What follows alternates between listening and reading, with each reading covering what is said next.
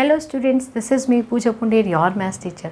आज हम करेंगे चैप्टर 1 से रिलेटेड कुछ ऐसे एक्स्ट्रा क्वेश्चंस जिससे हमारा चैप्टर 1 बहुत अच्छे से क्लियर हो जाएगा और बोर्ड में जब उसके क्वेश्चंस आएंगे तो हम उसे इजीली डन कर पाएंगे। पहला क्वेश्चन स्टार्ट करते हैं।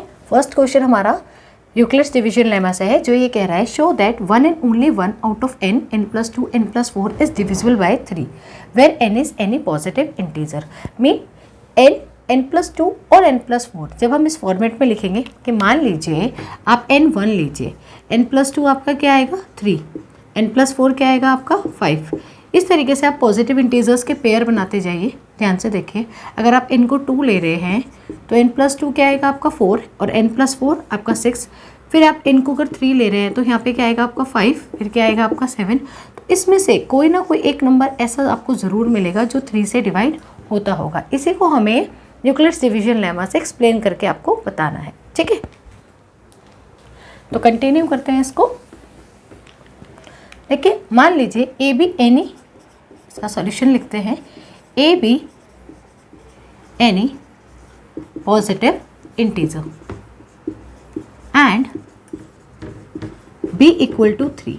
जब ए को हम बी से डिवाइड करेंगे तो बाय यूक्लिड्स डिवीजन लेमा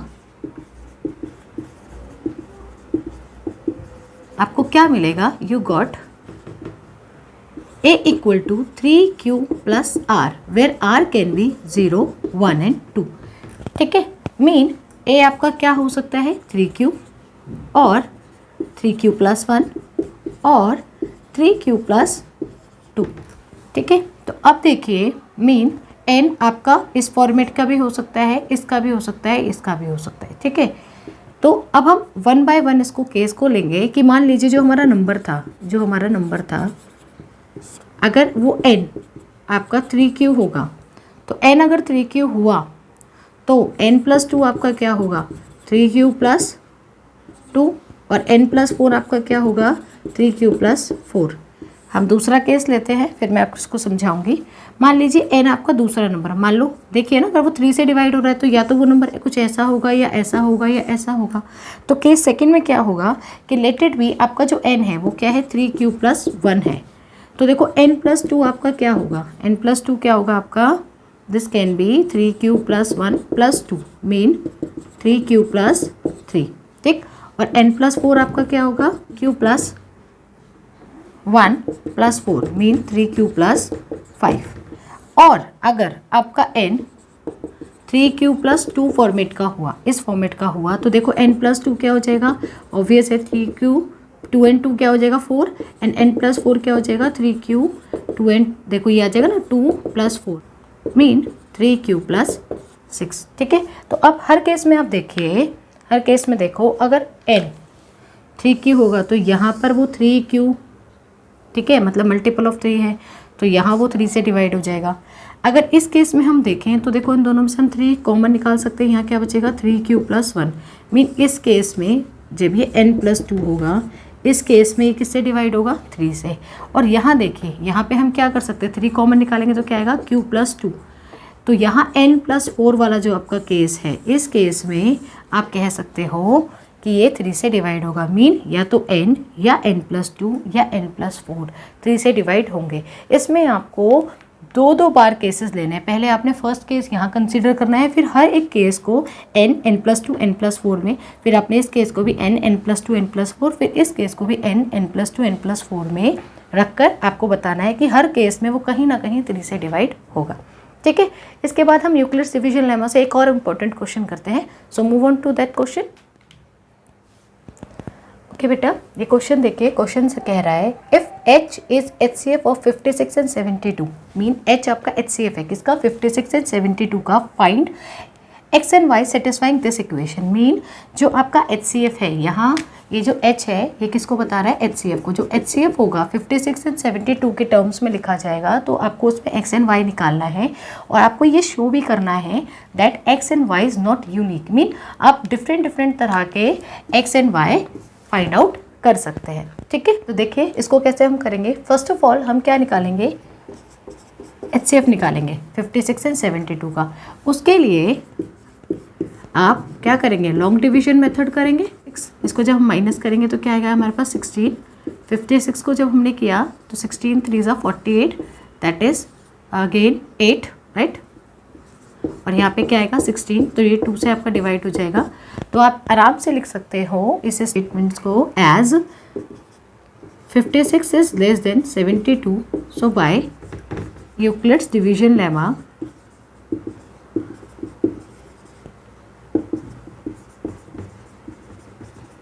क्या आएगा आपका 72 is equal to 56 into 1 plus 16।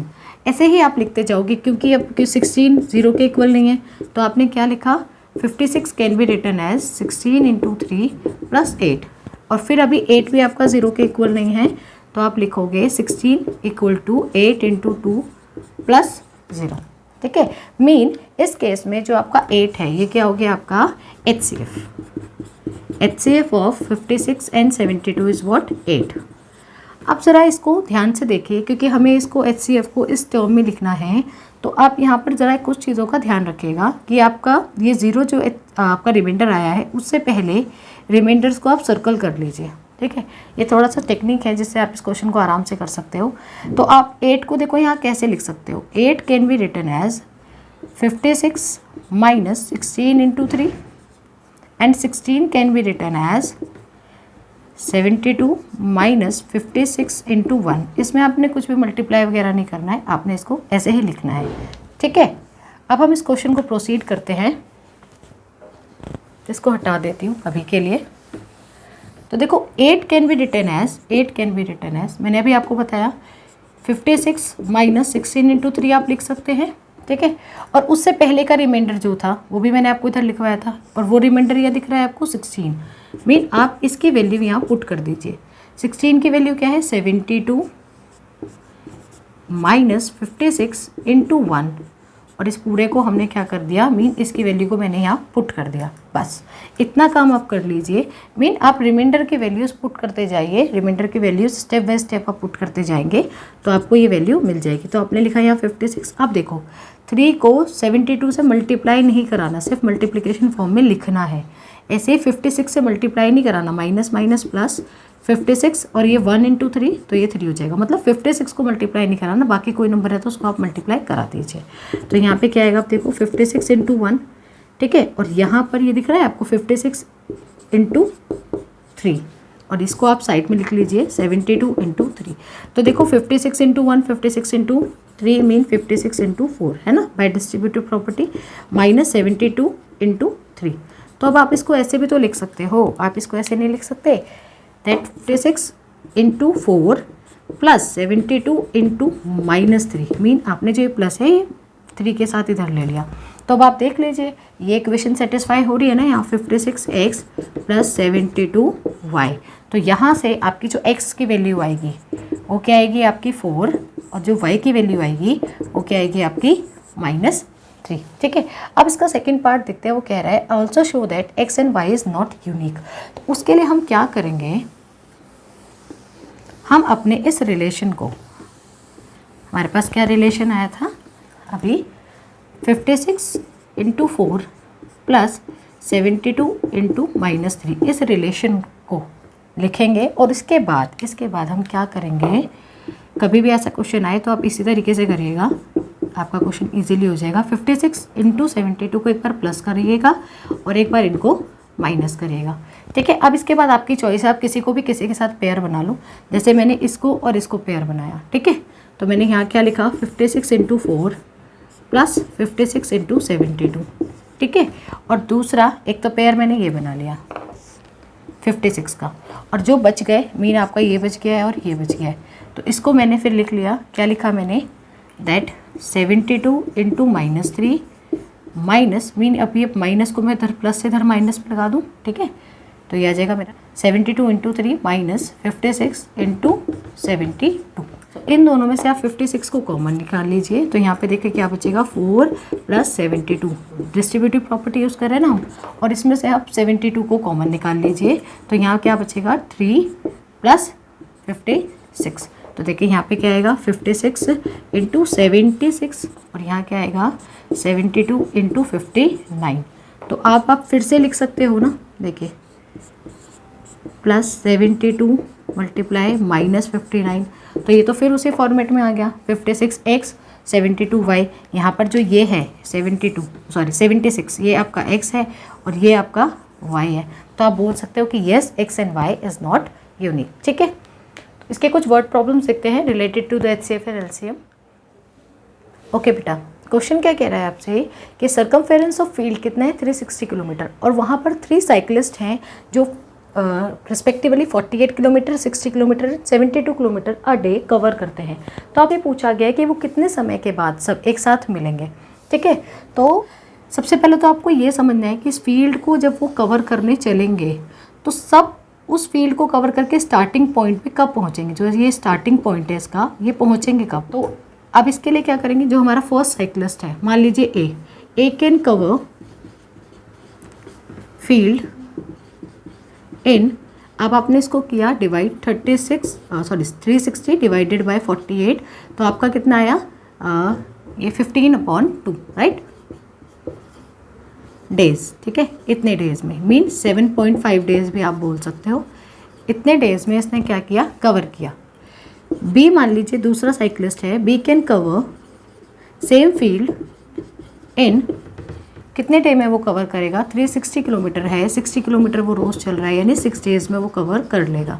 ठीक है, and C can cover the same field in 360 को आप डिवाइड कराइए 72 से, दैट इज़ 5 डेज। 5 डेज में वो उसको कवर करेगा। अभी आपसे पूछ रहा है कि वो सब कितने दिन के बाद जाकर एक दूसरे से, मतलब कब मिलेंगे, एक साथ कब मिलेंगे। तो अब ज़रा इसको वैसे ही मैं समझाती हूँ, ध्यान से समझिएगा। देखो ये 7.5 डेज़ में कवर कर रहा है, मीन ये 7.5 डेज़ चला, फिर 7.5 डेज़ चला, फिर 7.5 डेज़ चला, और फिर यहाँ 7.5 डेज़। ठीक है, ये 6 डेज़ में चले, पहले 6, फिर 6, फिर 6, यहाँ भी 6, और ये और 5 डेज़ में जल्दी जल्दी वो क्या कर रहा है, फील्ड को कवर करता जा रहा है। तो मुझे इससे मतलब नहीं है कि उसने फील्ड के कितने चक्कर लगाए, मुझे तो इस चीज़ से मतलब है कि आफ्टर 30 डेज़, ध्यान से देखो इन तीनों का जब मैं LCM निकालूंगी, 7.5, 6 एंड 5, इन सब का जब LCM मैंने निकाला, मीन इसको मैं जब कॉमन मल्टीपल ढूंढने गई तो मुझे क्या मिला, 30 ऐसा पहला कॉमन मल्टीपल था जो सब में था, यानी 30 डेज़ के बाद सब स्टार्टिंग पॉइंट पर होंगे। आप कंसीडर कर लीजिए लेटेड बी, इसको 75, अब यहाँ 10 है ना, तो आप इसको 60/10 लिख लीजिए, लिख सकते हो ना, कोई प्रॉब्लम तो नहीं है, और इसको आप 50/10 लिख लीजिए। ठीक है, अब आप 75, 60 एंड 50 इन तीनों का सिंपली LCM निकाल दीजिए। तो आपने इसको 5 से डिवाइड किया तो आपके पास यहाँ पे क्या आया 15, यहाँ पे क्या आएगा आपका 12, 10, फिर आप इसको 5 से डिवाइड करेंगे तो आएगा आपका 3, 12, और यहाँ आएगा आपका 2, फिर आपने 3 से डिवाइड किया 1, 4 एंड 2, फिर आप 2 से करेंगे। ठीक है, ध्यान से देखिएगा, और फिर आपने 2 से किया। ठीक है, तो ये आ गया आपका LCM, किस किस का आया था, 75, 60 एंड 50 का। क्या आया, आपने मल्टीप्लाई किया 25, 75 4 जा 300। अब देखो इन सबके अपॉन में 10 है ना, मीन यहाँ पर अपॉन में 10 चल रहा है ना, यहाँ भी था, यहाँ भी था और यहाँ भी था। ठीक है, तो कंसिडरेशन में ये आ जाएगा कि अगर इसका LCM 300 है तो अगर मैं पॉइंट लगा दूँ तो यहाँ पर भी तो एक पॉइंट लग जाएगा, मीन अगर मैं यहाँ भी एक पॉइंट लगा रही हूँ, यहाँ भी, तो यहाँ भी एक पॉइंट लग जाएगा, मीन 30। तो LCM क्या आएगा, 30 का आएगा, और आप बोलोगे दे विल मीट आफ्टर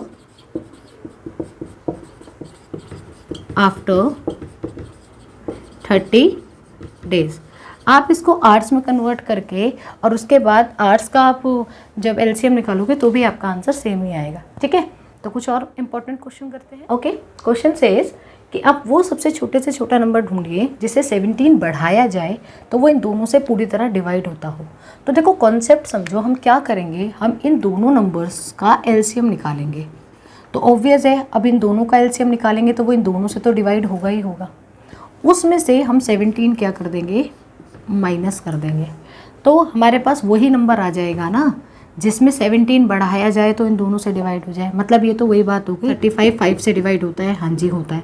अब ऐसा नंबर ढूंढो जिसको 2 बढ़ाया जाए तो वो 5 से डिवाइड हो जाए, तो मैं क्या करूँगी 35 में 2 कम कर दूंगी ना, तो 33 लिख दूंगी मैं कि 33 में 2 बढ़ा लो, ये 35 से क्या हो जाएगा डिवाइड हो जाएगा। तो आपको वही करना है। इसमें क्या निकालेंगे आप, सबसे पहले एलसीएम निकालेंगे और जो भी एलसीएम आएगा उसमें से आप 17 क्या कर देंगे माइनस। तो देखिए एलसीएम आप कैसे निकालेंगे, आपने लिखा यहाँ 520 और लिखा 468। एलसीएम निकालने के बहुत सारे तरीके हैं, है ना, तो मैं मोस्टली इसी को यूज़ करती हूँ। 260 यहाँ आएगा आपका 234, है ना, फिर हमने 2 से इसको डिवाइड किया, वी गेट 130 और फिर यहाँ पे क्या आएगा 117। फिर देखो ये मुझे 13 दिख रहा है ना, मैं इसको डायरेक्टली पहले 13 से कर दूँ क्योंकि 117 13 के टेबल में आता है ना 9 यहाँ पर, ठीक है, यहाँ पे 10 आ गया 9। अब तो सिंपली ये 9 से चला जाएगा और ये 10 से, ठीक है। तो आप एलसीएम क्या आएगा इन सब का, जब आप इसको मल्टीप्लाई करोगे you get 2 multiply 2 multiply 13 multiply 9 multiply 10, ठीक है। तो कर लीजिए आप, 2 2 ज़ा 4 36 और ये आ गया 130 और 0 78 7 39 7 46, ठीक है। तो आपके पास ये नंबर आ गया। अब आप क्या करो, इसी एलसीएम में से आप 17 माइनस कर दो, मीन 4680 में से आपने 17 को जब माइनस किया, व्हाट यू गेट 4663। तो ये वो नंबर होगा, this is the required number जिसमें हम 17 बढ़ाएंगे, जिसमें हम जब 17 बढ़ाएंगे तो वो क्या बन जाएगा 4680, और ये जो नंबर है ये इन दोनों से पूरी तरह डिवाइड होगा, ठीक है।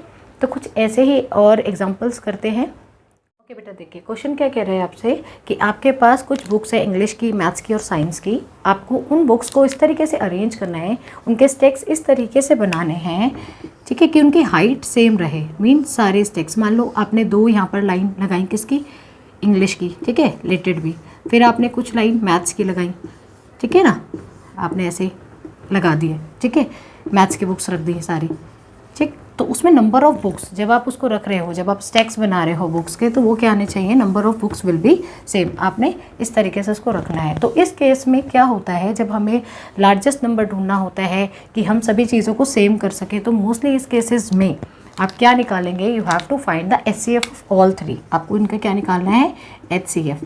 तो आप HCF कैसे भी निकाल सकते हो, अगर कहा नहीं गया है तो आप यूक्लिड्स डिवीजन लेमा यूज़ करो मत करो, एज योर विश, ठीक है। तो आप इसका HCF निकालेंगे तो आपने सिर्फ कॉमन फैक्टर्स निकालने हैं। ये क्या आ जाएगा आपका 48, ये आ जाएगा 120, ये आ जाएगा आपका 168, ठीक है। फिर आपने 2 से किया तो आपके पास आया 24 60 84। फिर आपने 2 से किया तो आपके पास आया 12, यहाँ आया आपके पास 30, ये आया आपके पास 42। Again you have divided with 2, आपके पास आया 6, फिर 15 एंड देन 21। अब इसके बाद देखो ये तीनों नंबर 2 से तो नहीं जा रहे, हाँ 3 से जा रहे हैं। तो क्या आ गया यहाँ 2, यहाँ आ गया 5 7। अब कोई भी ऐसा नंबर नहीं है जो तीनों को डिवाइड कर सके, मीन ये आपका क्या है HCF। तो मैं कई बार इसको भी यूज़ कर लेती हूँ, ठीक है। आप अलग अलग करके भी प्राइम फैक्टराइजेशन से भी इसको निकाल सकते हैं। तो देखिए ये क्या नंबर आएगा, you will get 48। What you get 48। Mean आप इन सभी बुक्सेस को 48 के स्टैक्स में डिवाइड कर सकते हैं, ठीक है। तो देखिए हम करेंगे क्या, इसमें नंबर ऑफ स्टैक्स हम कैसे बनाएंगे कि मान लीजिए हमारे पास 96 बुक्स हैं, तो मैंने इस 96 को देखो कैसे डिवाइड करना है। मैंने पहला स्टैक बनाया 48 का, फिर एक और बनाया 48 का, ऐसे ही मेरे पास 240 बुक्स हैं, ठीक है। अब इसमें 48 से हम इसको डिवाइड करेंगे तो देखिए 240 को मैंने जब 48 से डिवाइड किया तो नंबर ऑफ स्टैक्स कितने आएंगे 10, यहाँ आएगा 2 5, है ना। मीन मैं क्या करूँगी, एक 48 बुक्स लगाऊंगी, फिर 48 बुक्स लगाऊंगी, फिर 48 लगाऊंगी, फिर 48 बुक्स, फिर 48 बुक्स। मीन ये हमें लिखने की ज़रूरत नहीं है, डायरेक्टली भी लिख सकते हैं। क्या लिखेंगे हम, दैट नंबर ऑफ स्टैक्स, है ना। अब किस किस के लिए, मान लो इंग्लिश बुक्स के लिए, ठीक है। तो इंग्लिश बुक के लिए क्या आएगा आपके पास, number of stacks of English book, of लिख लेना यहाँ, ठीक है। कितना आएगा 96 डिवाइडेड बाय 48, दैट इज़ 2। ऐसे ही आप मैथ्स के लिए निकाल लीजिए। 240 डिवाइडेड बाय 48 अभी हमने किया, दैट इज 5। ठीक है, और देखिए आपके साइंस बुक के लिए क्या आएगा, 336 डिवाइडेड बाय 36 डिवाइडेड बाय 48। तो इसको डिवाइड करें तो सही कर लेते हैं, तो क्या आएगा, ये 2 1 ज़ा, फिर 6, फिर 8, यहाँ पे 24। ठीक है, और ये 7 ज़ा पे चला जाएगा। ठीक है, 24 7 ज़ा। ठीक, तो नंबर ऑफ स्टेक्स कितने हो गए total overall, number of stacks are 5 + 2 + 7 that is 14, है ना। कितने स्टेक्स हो गए आपके पास, 14। ओके ओके बेटा, एक क्वेश्चन देखिए क्या कह रहा है। ए आपका क्या है, x³ y³ एंड z की पावर यहाँ 1 है ना, कुछ नहीं है तो 1। ठीक, और b क्या है, x1 y² z²। तो आपको फाइंड करना है HCF of a and b। तो HCF का मतलब क्या होता है, वो आपको चीज़ें लेनी है जो दोनों में है, कॉमन, है ना। तो देखो इसको कई बच्चे इसमें बहुत कंफ्यूज हो जाते हैं। अगर मैं इसको बिल्कुल आपको एक्सटेंड करके लिखवाऊंगी ताकि आपको कोई कन्फ्यूजन ही ना रहे, है ना। और आप इसको ऐसे लिख लीजिए x। अब आप बोलो मैम ये तो आप 7th की तरह पढ़ाने लगे, 7th क्लास में है ये, है ना। तो अब आप थोड़ा सा ध्यान से देखेंगे तो आपको आंसर मिल जाएगा। एक तो ये कॉमन आ रहा है और एक y कॉमन आ रहा है मेरे पास। ठीक है, और एक और y है ये वाला। ठीक है, ये रहा एक और कॉमन। ठीक है, ये रहा हमारा, और एक z कॉमन आ रहा है। मीन आपके पास क्या आ जाएगा, x y² and z। Mean जो छोटा है, जो भी पावर्स कम है वो आप पिक कर लीजिए। और एलसीएम में क्या लेना है, आपको सब कुछ लेना है। तो x यहाँ 1 है, x 3 है तो x 3 लिखिए, y यहाँ 3 है, y 2 है तो y 3 लिखिए। मीन HCF में कम और LCM में सारा। ठीक है, और यहाँ z²। ठीक है, तो ये आ गया आपका HCF और ये आ गया आपका LCM। ठीक, अच्छा एक क्वेश्चन बड़ा इंपॉर्टेंट है, इसको देखिए। Can 2 numbers have 16 as HCF and 380 as LCM। Mean क्या ऐसा हो सकता है कि 2 नंबर के HCF ये हो और LCM ये हो। तो उसके लिए आपको ये जानना ज़रूरी है कि जो HCF होता है, HCF is a factor of LCM। ठीक है, ये आपको जानना बहुत ज़रूरी है। ठीक है, पता भी होगा शायद कुछ बच्चों को। उसको डिवाइड करके देखते हैं। 16 को जब हमने 380 से डिवाइड किया तो पहले तो 2 ज़ा पे गया 32, 6 0, फिर 4 से किया, सॉरी 3 से किया 48, तो क्या बचा आपका यहाँ 12।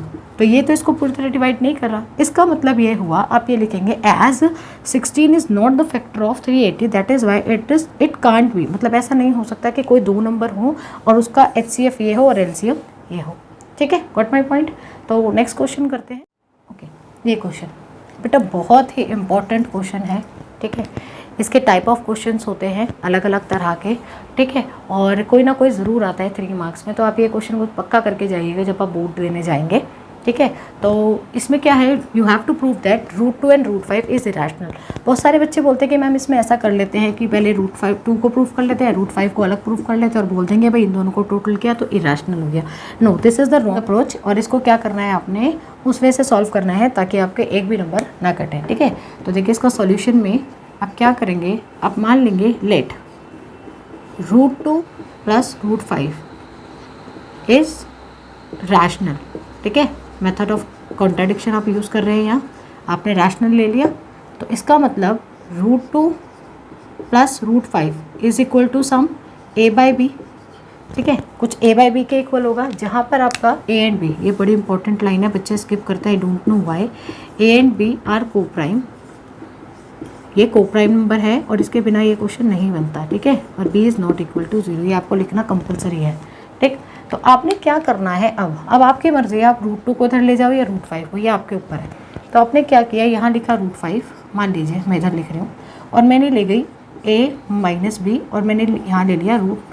अब मैं क्या करूँगी, दोनों तरफ स्क्वायर करूँगी, टेकिंग स्क्वायर बोथ साइड। ठीक है, टेकिंग स्क्वायर।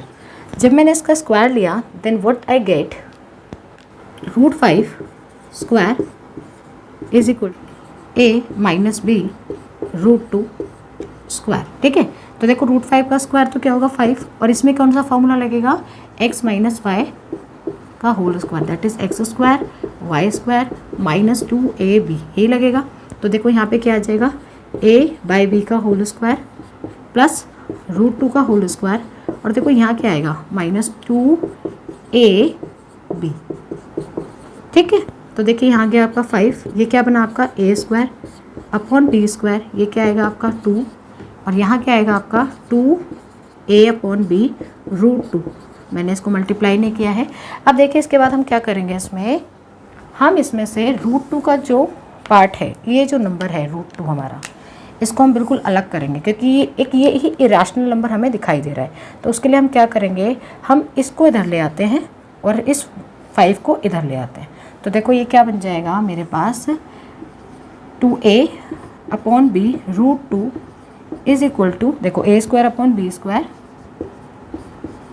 प्लस 2 और ये -5 है ना। अब देखो इसको सॉल्व करेंगे तो हमारे पास क्या आ जाएगा, +2 एंड -5 मतलब -3। एंड इसको देखो 2a अपॉन बी है ना, मैं इसको उधर ले गई तो ये क्या आ जाएगा, b अपॉन 2a हो जाएगा, है ना, समझ रहे हो ना। 2a इधर चला गया, b इधर चला गया। तो देखो रूट 2 हमारे पास क्या आ जाएगा अल्टीमेट, इसको जब हम सॉल्व करेंगे यहाँ आ जाएगा बी स्क्वायर, एलसीएम लेकर क्या आ जाएगा a square -3b square into b upon 2a। तो इसको इससे कैंसिल कर दिया, तो देखो रूट 2 क्या आएगा, a square -3b square upon 2ab, 2ab ये आ गया।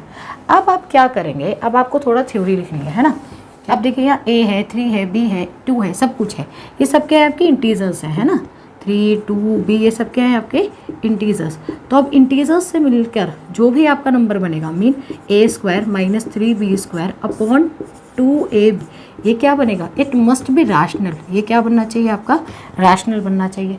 अब अगर ये रैशनल है तो इसके बगल में यहाँ ये दे रखा है, ये भी तो रैशनल होगा। इसका मतलब आप ये कहोगे कि भाई रूट 2 रैशनल है।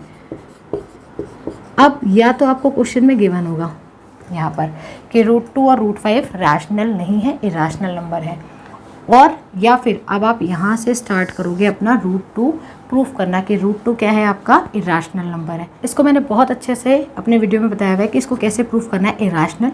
ठीक है, बहुत बड़ा प्रोसेस है। तो इसके लिए हम डायरेक्टली फिर क्या लिखेंगे कि रूट 2 क्या है, रूट 2 तो एक इरेशनल नंबर है भाई, रूट 2 तो इरेशनल है ना। तो ये क्या बन गया, इट इज़ अ कॉन्ट्राडिक्शन। किस वजह से बना ये contradiction, due to our wrong assumption. क्या रॉन्ग अजम्पशन थी कि एक रैशनल नंबर है, so it is a irrational number. तो ये कुछ ऐसे क्वेश्चन थे जो चैप्टर 1 को और अच्छे से समझने में और एग्जाम को उसको अच्छे से अटेम्प्ट करने में आपकी ज़रूर हेल्प करेंगे। अगर आपको मेरा वीडियो पसंद आया हो तो प्लीज़ मेरे चैनल को लाइक कीजिए, सब्सक्राइब कीजिए, इसको शेयर कीजिए। Thank you so much.